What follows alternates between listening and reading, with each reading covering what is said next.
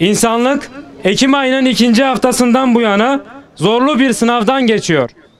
Onlarca yıldır işgal, abluka ve baskı altında ezilen Filistin toprakları artık akla hayale sığmayacak vahşetlere tanıklık ediyor.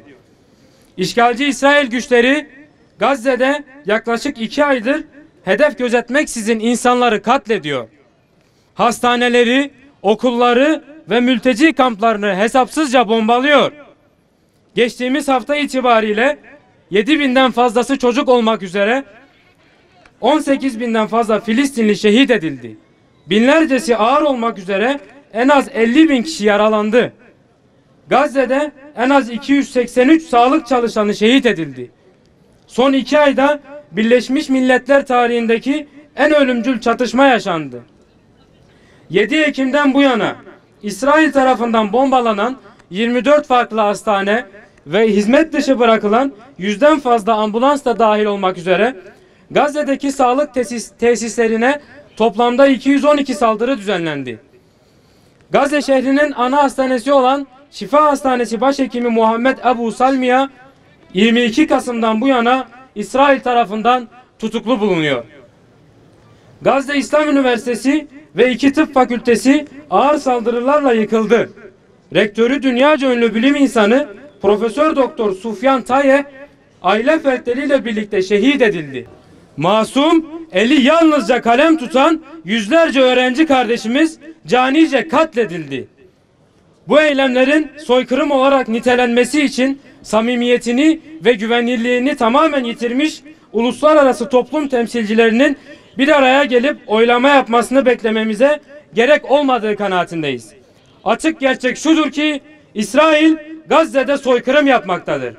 Dicle Üniversitesi öğrencileri ve sağlık çalışanları olarak evrensel insan hakları doktrinine olan inancımızın yeniden inşası mümkün olmayacak bir şekilde yıkıldığını deklare ediyoruz.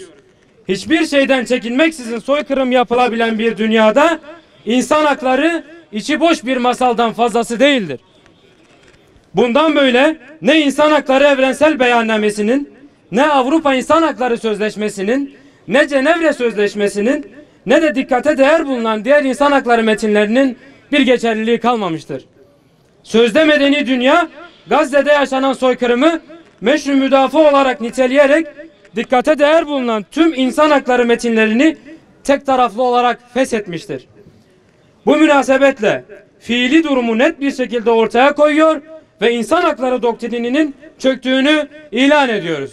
Suriyeli bir çocuğun hayatı, Alman bir çocuğun hayatıyla eşit değere sahip olmadıkça, Yemenli bir çocuğun hayatına Fransız bir çocuğun hayatıyla aynı değer verilmedikçe, Filistinli bir çocuğun ölümüne Ukraynalı bir çocuğun ölümü kadar tepki verilmedikçe evrensel insan hakları kavramını kabul etmeyi reddediyoruz. Buradan tüm dünyadaki öğrenciler, sağlık çalışanları, hukukçular ve vicdan sahibi insanları harekete geçmeye, bu onurlu yürüyüşte yer alarak zulme karşı durmak adına sessiz yürüyüş kervanımızda ses olmaya davet ediyoruz. Gazze'deki sivillerin, çocukların, kadınların, öğrencilerin hayatlarının korunması adına gençliğimize yakışır, vicdani ve cesur bir duruş ortaya koymaya kararlıyız. Siyonist zulüm sona erene kadar mücadeleye devam edeceğiz. Kanıksamayacağız, normalleştirmeyeceğiz, sindirilmeyeceğiz. Sabırla ve azimle zulme karşı duranlardan olacağız.